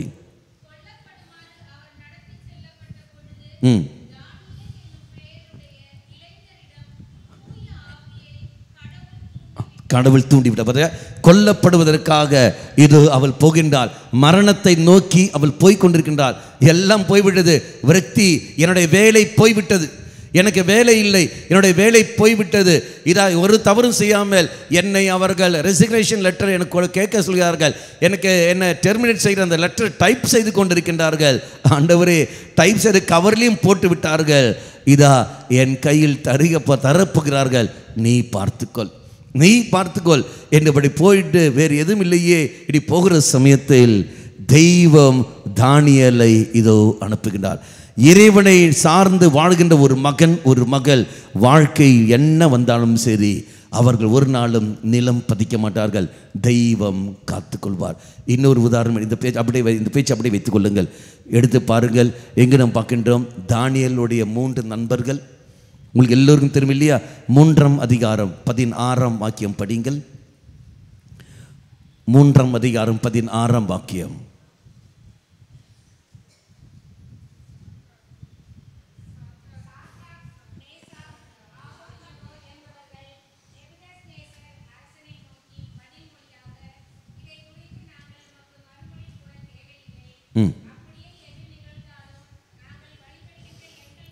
பார்த்தீங்களா, நாங்கள் வழிபடுகிற எங்கள் கடவுள் எரிகின்ற தீஜ்வாலிலிருந்து எங்களை மீட்கக்கூடியவர். என்ன நடக்கிறது? தானியேலுடைய நண்பர்கள் 3 பேரையும் அரசன் நெருப்பிலிடம் திட்டமிடுகின்றான். என்ன காரணங்கள்? அவன் செய்த சிலையை அவர்கள் வணங்கவில்லை. அவன் சொல்ல வார்த்தை, ஒரு நாளும் அரசை நாங்கள் வணங்க மாட்டோம். அவர் சொல்ல வார்த்தை, இதோ எரியும் நெருப்பில் போடுவோம், நீ எரியும் நெருப்பில் கொண்டு போய் போடு, அடி போட்டாலும் எங்கள் தெய்வம், நாங்கள் வணங்குகிற தெய்வம் அந்த நெருப்பிலிருந்து எங்களை மீட்கக்கூடியவர். பிறகு அடுத்த வார்த்தை தான் பயங்கரமான வார்த்தை, அப்படியே அந்த தெய்வத்துக்கு மனமே இல்லாமல் போனாலும், எடா அரசே, நீ தலைக்கீழ நின்னாலும் சரி, ஒரு நாளும் நீ செய்த சிலையை நாங்கள் வணங்கவே மாட்டோம். வார்த்தை என்ன வருது? அப்படியே தெய்வத்துக்கு மனமே இல்லாமல் போனாலும், நாங்கள் செத்து கருகினாலும் ஒருபோதும் நாங்கள் வணங்க மாட்டோம். இறைவனையே நம்பி வாழ்கின்ற ஒரு மகன் ஒரு மகள். இதை நம்ம பார்க்கின்றோம். நடந்த சம்பவம் நமக்கு எல்லோருக்கும் தெரியும். அங்கு அரசன் கோபம் வருகிறது, நெருப்பில் எடுக்கின்றான், இன்னும் அதிகமாக தீ மூட்டுகின்றான். நெருப்பில் போட்ட உடனே நடந்த சம்பவம் எல்லாருக்கும் தெரியும் இல்லையா? படிங்கள் 24வது வாக்கியம்.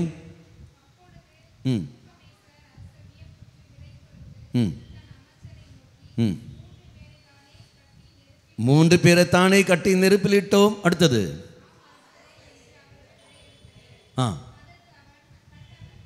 கட்டவிழ்க்கப்பட்டவர்களாக நெருப்பின் நடுவில் 4 பேர் உலவிக் கொண்டிருக்கின்றாரே. அடுத்தது அவர்களுக்கோ ஒரு கேடும் வரவில்லையே. அடுத்தது மேலும் 4வது மனிதன் தெய்வ மகன் போல் இருக்கின்றானே. இந்த 3 பேருக்கு தெரியுமா அங்கே நெருப்பில் தெய்வம் வானதூதர் அனுப்புவாருன்னு அவளுக்கு தெரியுமா? அவளுக்கு தெரியாது. அவர்களுக்கு அரசனுக்கு தெரியுமா? அரசனுக்கும் தெரியாது. இவர்கள் சொன்ன தெய்வத்தை சார்ந்து வாழுகின்ற ஒரு மகன் மகள் எந்த நிலையில் இருந்தாலும் சரி, எந்த சூழலும் தெய்வத்தை விட்டு போக மாட்டார்கள். இதோ நெருப்பில் நெருப்பில் போட்ட உடனே அடுத்த நொடியே தெய்வம் இதா அங்கு ஒரு தூதனை அனுப்புகின்றார். அவர்களுக்கு எந்த ஒரு ஆபத்து வராமலே அவர்களை காத்துக்கொள்கின்றார். அப்ரஹாத்தை பாருங்கள், மகனை பலியிட வேண்டும் என்று சொன்ன பொழுது மொரியா மலைக்கு போ பலியிடு, பெயரெடுத்து சொன்னார், போய் பலியிடு என்று. அப்ராஹாம் சொன்ன வார்த்தை என்பது என்ன? வேண்டாம் ஆண்டவர் என்று சொன்னாரா? இல்லை, நமக்கு எல்லோருக்கும் தெரிய போகின்றார். மகன் கேட்கின்றார், எல்லாம் இருக்கேப்பா, கத்தி எல்லாம் இருக்கு, ஆடு எங்கன்னு கேட்ட பொழுது நமக்கு எல்லோருக்கும் தெரியுமே அப்ராஹாம் சொன்ன வார்த்தை என்ன? ஆண்டவரே அதை பார்த்து கொள்வார். ஏன் நீ தான் அந்த ஆடுன்னு சொல்ல வேண்டியதானே? மிக தெளிவாக பேர் எடுத்து சொன்னாரே, ஆனால் செய்யவில்லையே. நீ தான் ஆடுன்னு சொன்னார். எடா ஒன்று இப்போ எந்த வந்தாலும் சரி, தெய்வம் ஒருபோதும் நீ கெடுதல் செய்ய மாட்டார். தாய் எடுத்தார், கத்தியை எடுத்து ஓங்கிற சமயத்தில் வார்த்தை என்ன கூறுகிறது? அப்ரஹாம் நிறுத்து, உன் மகன் மேல் கை வைக்காதே. இது அங்கென்ன காண்கின்றாய்? முட்புதர். அதில் என்ன காண்கின்றாய்? ஆடை எடுத்து பலியிடு, எடுத்து பலியிடு. அப்ரஹாமுக்கு தெரியுமா ஆண்டவர் அங்கே ஆட்டை ஒளித்து வைத்திருப்பாருன்னு? அப்ரஹாமுக்கு தெரியுமா? தெரியாது. ஆனால் நம்பிக்கை அன்பாந்தர்களே இதான் வர வேண்டும். சூசன்னாவை பாருங்கள், தெய்வமே நான் உன்னைத்தான் நம்பி இருக்கின்றேன், உன்னைத்தான் நான் சார்ந்து இருக்கின்றேன், எனக்கு யாரும் இல்லை, இதை நான் போகின்றேன். விரக்தி நிலையில் போன ஒரு மகள், தெய்வமே உன்னை மட்டுமே சார்ந்திருக்கின்றேனே, நான் சாக வேண்டிய சூழல் ஏற்படுகிறது. போன மகளை தெய்வம் அங்க தானியேலை அனுப்பி கொண்டு அவளை மீட்டு கொண்டு வருவதை நாம் காண்கின்றோம். அன்பாந்தர்களே, நமக்கு எதிராக எவன் போனாலும் சரி, எப்பேற்பட்ட நபர் செயல்பட்டாலும் சரி, ஒன்று மட்டும் நாம் மறக்க கூடாது, என் தெய்வம் என் கூட இருக்கின்றார். எப்போது அனுபவிக்க முடியும் என்றால், நம்மை யாரெல்லாம் காயப்படுத்துகிறார்களோ, நம்மை யாரெல்லாம் வேதனைப்படுத்துகிறார்களோ, அந்த மகனை அந்த மகளை அறிந்தே நான் நினைச்ச வேண்டும், தெய்வமே இவன் தான் இவள் தான் எனக்கு எதிராக செயல்பட்டு கொண்டிருக்கிறார்கள், என்னால் எதுவும் செய்ய முடியாது, ஆனால் உன்னால் முடியுமே, இதோ அவனை அவளை இங்கு ஒப்பு கொடுக்கிறேன்னு சொல்லிக்கொண்டு பலிப்படுத்தல் ஒப்பு கொடுத்து நீ ஜபித்து பார். தெய்வம் அடுத்த நொடியிலேயே உன்னுடைய வாழ்க்கையில் ஒரு தானியலை அவர் அனுப்புவார். எல்லா நெருக்கடிகளிலிருந்தும், தடைகளிலிருந்தும், பாவத்தில் இருந்தும், எல்லாவற்றிலிருந்தும், ஆபத்திலிருந்தும் தெய்வம் உன்னை விடுவிப்பார். Price the Lord. ஹல்லேலூயா, ஹல்லேலூயா. அடிமையில் இருக்கின்றவனை தெய்வம் கண்ணோக்கின்ற ஒரு சூழல். நீயும் நானும் அடிமையில் இருக்கின்ற சமயத்தில் இறைவன் கண்ணோக்கின்ற ஒரு நிலை. இதான் மக்களிடையே நாம் பார்க்கலாம், நம்முடைய வாழ்க்கையில் நாம் பார்க்க வேண்டும். 2வது நாம் பார்க்கிறது என்னது? தாழ்நிலையில் ஒரு காரியம். தாழ்நிலை என்பதன் அர்த்தம் என்பது என்ன? அங்கு தாழ்ச்சி. மரியாள் சொல்ற வார்த்தை, இதோ அடிமையில் இருக்கிற கண்ணோக்கினார், தாழ்நிலையில் இருக்கிற என்னை கண்ணோக்கினார். தாழ்நிலையில் என்றால் நான் தாழ்ந்திருக்கின்றேன், நான் உயர்ந்த அகங்கார சிந்தனை அல்ல, எளிமை உள்ள மனது. ஆண்டவர் எளிமை உள்ள மனது, ஒப்புக்கொள்கின்ற ஒரு மனநிலை. நான் தாழ்ந்து இருக்கின்றேன். நமக்கு எல்லோருக்கும் தெரியும், பரிசேயனும் யாரு சுங்கக்காரன், பரிசேயனும் வரித்தண்டு பவனம் 2 பேரும் அவன் சொன்ன வார்த்தை என்பது நமக்கு எல்லோருக்கும் தெரியுமே. இதோ ஆண்டவரே நான் பாவி என்பதை அவன் ஒப்புக்கொள்கிறான். தன் நிலையை அவன் எடுத்து சொல்லி மன்றாடுகின்ற ஒரு நிலை. நான் பாவித்தான், நான் இப்படிதான் இருக்கின்றேன், என்னை பார் என்று தன் பாவங்களை ஒப்புக்கொண்ட நிலை, தன்னுடைய தாழ்ந்த நிலையை அவன் வெளிப்படுத்துவது. தான் யார் என்பதை அப்படி அவன் வெளிப்படுத்துகின்றான். எப்போ தன்னையே அவன் வெளிப்படுத்தினானோ, ஒளிவு மறைவு இல்லாமல் தன்னையே அவன் வெளிப்படுத்தினானோ, தெய்வம் அவனை ஏற்றுக்கொள்கின்றார். தெய்வம் தாழ்நிலையில் இருக்கின்றவளை தெய்வம் ஏற்றுக்கொள்வதை நாம் பார்க்கின்றோம். அதை நமக்கு எல்லோருக்கும் தெரியும் இல்லையா? எங்கு நாம் வாசிக்கின்றோம்? எடுத்து படிங்கள். 1 யோவான் 1ஆம் அதிகாரம் 9ஆம் வாக்கியம். 1 யோவான் 1ஆம் அதிகாரம் 9ஆம் வாக்கியம்.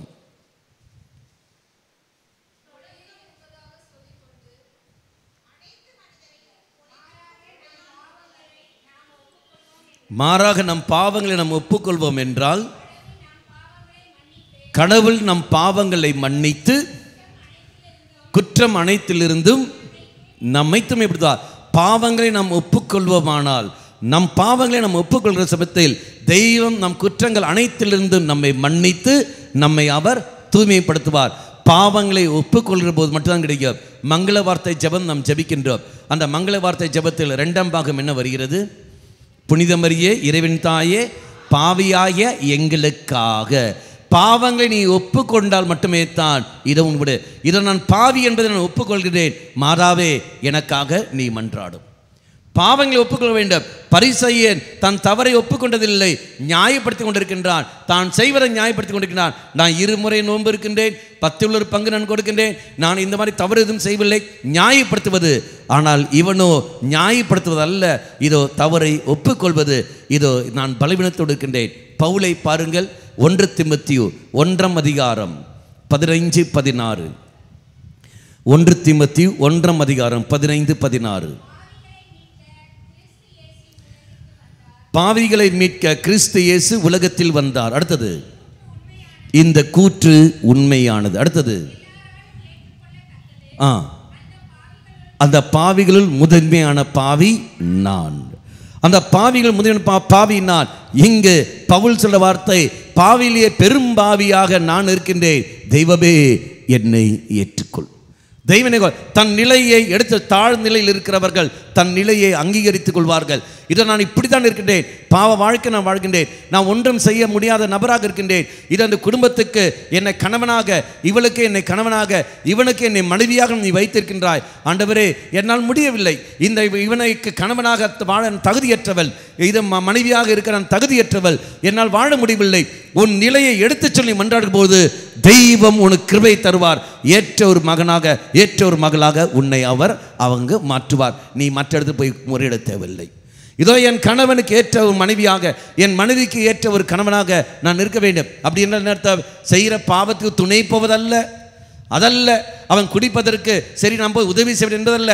அவன் செய்கிற பாவத்துக்கு துணை போவதல்ல. அவன் வாடுகிற அந்த பாவ வாழ்க்கைக்கு எதிராகவும், அதே சமயத்தில் அந்த பாவத்திலிருந்து அவனை விடுவிக்கவும் தெய்வம் உன்னை ஒரு கருவியாக அவர் பயன்படுத்துவார். இதான் மக்களுடைய அர்த்தங்கள். இவருடைய அர்த்தங்கள் இதோ ஏற்ற கணவன், ஏற்ற மனைவி, ஏற்ற துணை என்று சொல்லும்போது அவன் செய்கிற எல்லா பாவத்துக்கோ அவள் செய்கிற துணை போவது என்பதல்ல, மாறாக அவன் அவள் அந்த பாவத்திலிருந்து விடுவிக்கவும், அதே சமயத்தில் அந்த பாவத்தை எதற்கு செய்யாமல் இருக்கவும் தெய்வம் உன்னை ஒரு கருவியாக பயன்படுத்த அவளை உன் வழியாக தெய்வம் மீட்டு கொண்டு வருவார். இதுதான் உன்னுடைய அர்த்தங்கள். அப்போ நீயும் நானும் தாழ்நிலையில் என்று சொல்லும்போது தன் நிலையை எடுத்து சொல்லி ஜெபிக்க வேண்டும். இதோ இந்த கம்பெனியில் நான் வேலை செய்கின்றேன், ஆண்டவரே நான் தகுதியற்றவன், நான் தகுதியற்றவள், என்னால் முடியாது, என்னால் இப்படி செய்ய முடியாது, இதோ இந்த பணியை எனக்கு தருகிறார்கள், என்னால் தாங்க முடியாது, எப்படின்னு தெரியவில்லை, ஐடி கம்பெனியில் வேலை செய்கிறேன், என் மேல் ப்ரெஷர் போட்டு அமுக்கிறார்கள், இனி நீ போய் இன்னும் செய்கிறார்கள், என்னால் முடியாது ஆண்டவரே என்று சொல்லி நீ இருக்கிற போது இங்கு வா. இந்த பலிப்படத்தில் இந்த ஒப்பு கொடுக்கிற சமயத்தில் அவன் எவ்வளவுதான் கொடுத்தாலும் சரி, எவ்வளவுதான் உன் மேலே சுமத்தினாலும் சரி, நீ புஷ்பம் போல நீ அனைத்தையும் நீ பான்னு செய்து முடிப்பாய். தோற்று போறது யாரு? அவன். ஜெயிப்பது யாரு? நீ. காரணம், உன்னுடன் பணி செய்வது யாரு? தெய்வம். அவர் உனக்கு துணை நிற்பார். அவர்கள் அழுத்துவார்கள், பலதும் கொடுப்பார்கள், இரவும் பகலுமா கொடுப்பார்கள். நீ பான்னு புஷ்பமலை சப்புன்னு முடிப்பாய். எப்படி உன்னால் செய்ய முடிகிறது? அப்போ நான் சொல்ல முடியும், நான் அல்ல, என் உள்ளில் தெய்வம் செயல்படுகின்றார். அது உன்னால் சொல்ல முடியும். அது வர வேண்டும் என்றால் நீ உன்னையே இல்லாமல் ஆக்க வேண்டும். ஆண்டவரே நான் இப்படி தான் இருக்கின்றேன், என்னால் முடியாது, என்னால் முடியாது. நம்முடைய பாப்பரசர் பிரான்சிஸ் சொன்ன வார்த்தை, மரியாதை அவர் சொன்ன வார்த்தை நம்ம எல்லாரும் தெரியும் இல்லையா? அவர் சொன்ன உடனே அவர் இன்டர்வியூ கேட்டார்களே, உங்களை பற்றி நீங்கள் என்ன சொல்கிறீர்கள்? இதோ நீங்கள் பாப்பரசர் ஆகிவிட்டீர்கள், தேர்ந்தெடுத்து விட்டார்கள், உங்களை பற்றி நீங்கள் என்ன சொல்கிறீங்கன்னு சொல்லும்போது அவர் சொன்ன முதல் வார்த்தை நம்ம எல்லோருக்கும் தெரியுமே. சொன்ன வார்த்தை என்பது என்ன? I am a sinner. நான் ஒரு பாவி, எனக்காக நீங்கள் மன்றாடுங்கள். அவ்வளோதான். ஐ எம் எ சின்னர், நான் ஒரு பாவி, எனக்காக நீங்கள் மன்றாடுங்கள். மக்களே, நீயும் நானும் இதான் சொல்ல வேண்டும். ஆண்டவரே நான் பலவீனமானவன், இதோ எல்லாம் நான் பலவீனத்தோடு இருக்கின்றேன், என்னால் முடியாது, என்னால் முடியாது, ஆனால் உன்னால் முடியும். அது எப்போ நாம் சொல்கிறோமோ அந்த நொடியில் தாழ்நிலையில் இருக்கிற சமயத்தில் தெய்வம் இதை கண்ணோக்குவார். ஆனால் தான் வார்த்தை நம்ம எல்லோருக்கும் தெரியும் இல்லையா? 2 கொரிந்தியர் 12 அதிகாரம் 7 முதல் திருவாக்கியங்கள் தன்னுடைய முறைகேடுகளை அங்கு பவுல் அறிக்கையிடுகின்றார். ஆண்டவரே என்னில் ஒரு முள் ஒன்று உண்டு, எடுத்து விடும்படி நான் பலமுறை இடத்தில் நான் கேட்டேன், நீ அதுக்கு செவி கொடுக்காமல் நீ பாட்டு போய்கொண்டு இருக்கின்றாயே, நான் எப்படி கஷ்டப்படுகிறேன், நான் எப்படி வேதனைப்படுகிறேன் என்பதை நீ நன்கு அறிகின்றாயே, ஆண்டவரே நீ அதை கவனிக்கவில்லையா என்று சொல்லிட்டு பவுல் முறையிடுவது. படிங்கள் 2 கொரிந்தியர் 12 அதிகாரம் 7 முதல் திருவாக்கியங்கள்.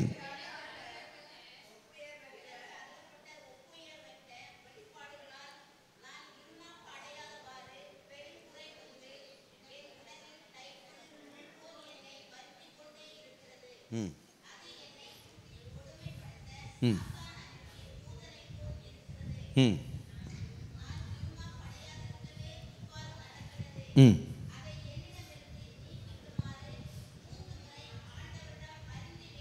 ம் என் அருள் உனக்கு போதும். அடுத்தது, வலுவின்மையில் தான் என் வல்லமை அடங்கியிருக்கின்றது. வலுவின்மையில் தான் என் வல்லமை அடங்கியிருக்கின்றது. அப்படி என்றால் நான் பலவீனத்தோடு இருக்க இருக்க இருக்க இதோ யாரை தேடி நாம் வர வேண்டும்? தெய்வத்தை தேடி வரும்போது தெய்வ அனுபவம் எனக்கு அங்கு கிடைக்கும். நான் பலவீனத்தோடு இருக்கின்ற சமயத்தில் எனக்கு தெய்வ அனுபவம் நிச்சயம் உண்டு. என் தெய்வம் அங்கு எனக்கு துணை செய்வார். மாறாக ஏன்னா எல்லாம் இருக்கிற சமயத்தில் நான் ஏன் தெய்வத்துக்கு வர? இன்று ஆலயத்துக்கு வராதவர்கள் யாருன்னு பாரு. ஆறுதி வர எல்லாம் இருக்கு, நான் ஏன் கோயிலுக்கு வர வேண்டும்? கடமைக்காக வருவார்கள். காரணம் உனக்கு எல்லாம் உண்டு, பணம் உண்டு, வசதி உண்டு, சௌகரியங்கள் உண்டு, படிப்பு உண்டு, எல்லாம் இருக்க காரணத்தினால் உனக்கு ஒரு பிரச்சனை இல்லை. நான் வர தேவையில்லை ஃபாதர், முடியாது ஃபாதர், எனக்கு பிஸ்னஸ் ஃபாதர், எனக்கு முடியாது ஃபாதர், நான் வேலைக்கு போக வேண்டும் ஃபாதர், எனக்கு முடியாது ஃபாதர், நான் ரெஸ்ட் எடுக்க வேண்டும் ஃபாதர், என்னால் முடியாது ஃபாதர், டைம் இல்லை ஃபாதர், டைம் இருக்கு, நான் வருகிறேன் ஃபாதர். காரணம் எல்லாம் இருக்கின்றது, எல்லாம் இருந்ததுனால அவனுக்கு எதுவும் இல்லை. ஆனால் ஒன்றும் இல்லாமல் இருக்கிறார்கள் பாருங்கள். தெய்வமே என்று நம்பி இருக்கிற வந்து நிற்கிறாங்க பாருங்கள். அனுபவம் யாருக்கு வருகிறது? அவனுக்கு அவளுக்கு வந்து விடுகிறது. அவனுக்கு எதுவும் இல்லை. அவன் எப்போ ஆலயத்துக்கு வருகின்றான்? தனக்கு ஒரு நோய் ஒன்று வருகின்ற பொழுது ஒரு அடி என்று கிடைக்கிற சமயத்தில் அப்போ வந்து நிற்பார்கள். தெய்வமே, இதை எல்லாம் இருந்தது, எல்லாம் இழந்து விட்டேன், எனக்கு உன்னை விட்டால் வேறு யாரும் இல்லை. தா வந்து விழுவான். அது வரைக்கும் ஆளியின் பக்கமே வரமாட்டார்கள், வார்த்தை பக்கமே போக மாட்டார்கள். பங்கு தந்தர்கள் அழைப்பார்கள், எடா மக்களே ஆலயத்துக்கு வா வான்னு சொல்லும்போது, டைம் இல்லை ஃபாதர், போங்க ஃபாதர், உங்களுக்கு வேணால் எவ்வளோ செக் வேணும் தருகிறேன் ஃபாதர், இந்தாங்க எடுத்துக்கொள்ளுங்க ஃபாதர் என்று சொல்லிக்கொண்டு அப்படி வீசிக்கொண்டே போவார்கள் ஒழிய இறைவனை தேடி வரமாட்டார்கள். இது வெறும் ஒரு சடங்காக பார்ப்பார்கள். அவளுக்கு ஒரு அடி கிடைக்கிற சமயத்தில் தா வந்து விடுவார்கள். இந்த இடத்தில் இங்கு வந்து விழுவார்கள். மக்களே, பலவீனத்தோடு இருக்கின்ற ஒரு மகன் ஒரு மகள், அவனுக்கு தெய்வத்தை அனுபவிக்க எல்லா வாய்ப்பும் அங்கு உண்டு. எப்போ? அந்த பலவீனத்தோடு இருக்கிற சமயத்தில் அவன் யாரை தேடி வர வேண்டும்? இங்கு வர வேண்டும். இங்கு வராமல் அங்கு போய்விட்டது என்றால் கிடைக்காது. தம்பதிகளுக்கு குழந்தை இல்லையா? இங்கு வா, இங்கு வா. ஆண்டவரே, இதோ நாங்கள் பலவீனத்தோடு இருக்கின்றோம், தாழ்ந்தலில் இருக்கின்றோம், 4 பேர் எங்களை திட்டுகிறார்கள், அசிங்கமாக பார்க்கிறார்கள், எங்களை கேவலமாக பார்க்கிறார்கள், எங்களால் என்ன செய்யணும் தெரியவில்லை. இங்கு வந்து நீ முழந்தலிட்டு நீ விடு. அப்படி இருக்கிற சமயத்தில் தெய்வம் உன்னை உயர்த்துவார். மற்ற தம்பதிகளை விட உன்னை அதிகமாக ஆசீர்வதிக்கின்றார். உனக்கு பிள்ளைகளை பிறக்கிற சமயத்தில் 5 வருஷம் 10 வருஷம் 15 வருஷம் 20 வருஷம் கழிச்சு குழந்தை பிறக்கிற சமயத்தில் அத்தனை பேரும் யாரை பாராட்டுவார்கள்? தெய்வத்தை. யார் வழியாக? உன் வழியாக. தெய்வத்துடைய கரங்களில் நீ என்னவா மாறிவிடுகின்றாய்? ஒரு கருவியாக மாறிவிடுகின்றாய். உலகத்துக்கு ஒரு சாட்சியாக நீ மாறிவிடுகின்றாய். முதல் ஆண்டிலேயே உனக்கு குழந்தை பிறந்தது என்றால் இந்த கிருபை உனக்கு வந்திருக்குமா? இந்த கிருபை உனக்கு கிடைச்சிருக்குமா? கிடைக்காது. இறைவன் உன்னை கருவியாக பயன்படுத்துவார் ஒழிய. அப்படி என்றால் தம்பதிகள், இதோ நீ பலவீனத்தோடு இருக்கின்றாய், தாழ்ந்தனில் இருக்கிற என்றால் தேடி இங்கு வந்து வா, இறைவன் உன்னை கொண்டு உயர்த்துவார். மீண்டும் எடுத்து படிங்கள். பவுல் நான் வாசிக்கணும். ரோமியருக்கு திருமுகம் 7ஆம் அதிகாரம், ரோமியருக்கு திருமுகம் 7ஆம் அதிகாரம் 21ஆம் வாக்கியம். நான் நன்மை செய்ய விரும்பினாலும் என்னால் தீமையை தான் செய்ய முடிகிறது. செயல்முறையை நான் என்னுள் காண்கின்றேன். அடுத்தது, நான் கடவுளின் சட்டத்தை உள்ளூர நம்புகின்றேன். அடுத்தது, காண்கின்றேன். அடுத்தது, ஏற்றுக்கொள்ளும் சட்டத்தை அதை எடுத்து போராடுகிறது. அடுத்தது, அந்த பாவ சட்டத்தை என்னை கட்டுப்படுத்துகிறது. அடுத்தது, அந்தோ இறங்கத்தக்க மனிதன் நான். அடுத்தது, என்னை விடுவிப்பவர் யார்? அடுத்தது, நம் ஆண்டவர் இயேசு கிறிஸ்துவே. அப்போ இறங்கத்தக்க மனிதன் நான். என்னை இந்த பாவ சட்டத்திலிருந்து யார் என்னை விடுவிக்க முடியும்? என்னால் முடியாது. நான் அடிமையில் இருக்கின்றேன், பாவத்திற்கு அடிமையாக இருக்கின்றேன். ஆண்டவரே, என்னால் முடியாது, உன்னால் மட்டுமே தான் முடியும். இறங்கத்தக்க மனிதன் நான். தன்னையே தாழ்த்தி கொள்கிற சமயத்தில் தெய்வம் சொல்கின்றார், உன்னுடைய பலவீனத்தில் என் சக்தி அடங்கியிருக்கின்றது. நீ பல தீமைக்கு அடிமையாக இருக்கின்றாயா, சுயன்பத்துக்கு நீ அடிமையாக இருக்கின்றாயா, குடி பழக்கத்துக்கு அடிமையாக இருக்கின்றாயா, இதிலிருந்து நான் விடுதலை பெற முடியவில்லை ஆண்டவரே, நான் பல தீமைக்கு அடிமையாக இருக்கின்றேன், என்னால் விடுதலை பெற முடியவில்லை, நான் எவ்வளோ முயற்சி செய்கின்றேன், மீண்டும் மீண்டும் செய்த பாவத்தையே நான் செய்து கொண்டிருக்கிறேன், கோபம் கொள்கின்றேன், அந்த கோபத்தில் வெளியே வர என்று ஆசைப்படுகிறேன், என்னால் முடியவில்லை, மீண்டும் மீண்டும் கோபப்பட்டு கொண்டே இருக்கின்றேன். அந்த பலவீனத்தை, அந்த திண்மையை இறை பாதத்தில் நீ விட்டுக்கொடு, பலியில் ஒப்புக்கொடு. ஒப்பு கொடுக்கிற சமயத்தில் தெய்வம் சொல்வார், இதோ உன்னுடைய பலவீனத்தில் என் சக்தி அடங்கியிருக்கிறது, வா என்று சொல்லிக்கொண்டு இங்கு தெய்வம் அழைக்கிற பொழுது நீ போ. அதுதான் மக்களே பாவ சங்கீர்த்தனம். அதான் அந்த வார்த்தை, நான் பாவங்களை நான் ஒப்புக்கொள்வது, இதோ என்னுடைய பலவீனங்களை, நான் தாழ்ந்த நிலையில் இருப்பதை நான் அறிக்கையிட்டுக் கொள்கிறேன். அதான் பாவ சங்கீர்த்தனம். என்னையே நான் வெளிப்படுத்துகின்றேன், இதோ நான் இப்படி பாவ வாழ்க்கை நான் வாழ்கின்றேன், இப்படி தாழ்ந்த நிலையில் இருக்கின்றேன், கீழ்த்தரமான சிந்தனை நான் இருக்கின்றேன், பாவ சிந்தனையோடு வாழ்ந்து கொண்டிருக்கிறேன், இந்த மாதிரி தீய பழக்கத்துக்கு அடிமையாக இருக்கின்றேன், என்னால் முடியவில்லை ஆண்டவரே, உம் இரக்கத்துக்காக வேண்டி நிற்கின்றேன். அந்த இடம்தான் பாவ சங்கீர்த்தனம். அதுதான் பாவ சங்கீர்த்தனம். அங்கு நான் பலவீனத்தை நான் அறிக்கையிடுகின்ற பொழுது, பாவங்களை அறிக்கையிட செய்த பாவத்தையே மீண்டும் மீண்டும் அறிக்கையிட என் பலவீனத்தை நான் அறிக்கையிடுகின்றேன். தெய்வம் பார்க்கின்றார், அந்த பலவீனத்தில் சக்தியாய் கடந்து வருகின்றார், என்னை அந்த நிலையிலிருந்து பாவத்திலிருந்து விடுதலை தருகின்றார். அதனால்தான் மக்களே, பாவ சங்கீர்த்தனம் என்பது நீ வாரம் செய்யு, 10 நாளைக்கு ஒரு தடவை நீ செய்யு, 20 நாளைக்கு ஒரு தடவை நீ செய்யு, ஒரு மாசத்துக்கு மேல நீட்டாத.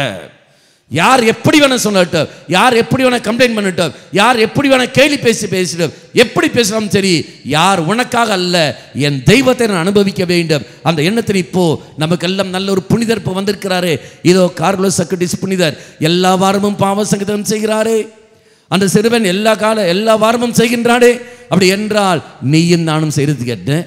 எல்லா வாரம் செய்த காரணத்தினால் பாவ உணர்வு ஏற்பட்டது, இதா புனித நிலைக்கு போய்விடுகின்றான். நீயும் நானும் பாவங்களை அறிக்கையிட என்னுடைய பாவங்களை அறிக்கையிட சமயத்தில் என் பலவீனத்தை நான் எடுத்து சொல்லிக் கொண்டிருக்கின்றேன். ஆண்டவரே, இதை பார்த்தீங்களா, போன வாரம் தான் இந்த பாவங்களை அறிக்கிட்டேன், மறுபடியும் அதை நான் செய்கின்றேனே, நான் எப்பேற்பட்ட பலவீனத்தோடு இருக்கிறேன் பார், மறுபடியும் பாவம் செய்கின்றேன். ஆண்டவரே பார்த்தீங்களா, நேற்று தான் பாவ சங்கீதம் செய்தேன், மறுபடியும் இந்த பாவங்கள் நான் செய்து விட்டேனே பார் என்று சொல்லிக்கொண்டு என்னுடைய பலவீனங்களை, நான் இப்படித்தான் பலவீனத்தோடு இருக்கின்றேன், என் தாழ்நிலையை நான் அறிக்கையிட என் தெய்வம் அதில் சக்தியாய் கடந்து வருவார், எனக்கு அதிலிருந்து எனக்கு விடுதலை தருவார். Praise the Lord. Hallelujah, hallelujah. நம் அனைவரும் எழுந்து நிற்போம். இந்த ஜெரிக்கோ பிரேயரில், ஜெபத்தில் நம்முடைய பலவீனங்களை, அடிமைத்தனத்தை, நம்முடைய தாழ்நிலையை எடுத்து சொல்லுவோம். மனதளவில் ஏற்படுற வேதனைகள், மனதளவில் படுற கஷ்டங்கள் எல்லாத்தையும் ஒப்பு கொடுப்போம். தெய்வமே, எனக்கு உன்னை விட்டால் வேறு யாரும் இல்லை, நீ தான் இருக்கிறீர் என்று சொல்லிக்கொண்டு முழுமையாக விட்டு கொடுவோம். இதா தெய்வம் தானியேலை நமக்கு அவர் அனுப்புவார், நமக்கு நீதி நடத்தி தருவார், நம்முடைய விரக்தி நிலையிலிருந்து நமக்கு விடுதலை தருவார், அனைத்து குற்றத்திலிருந்து விடுதலை தந்து நம்மை காத்துக்கொள்வார். சேர்ந்து நாம் பாடி நாம் ஜெபிப்போம்.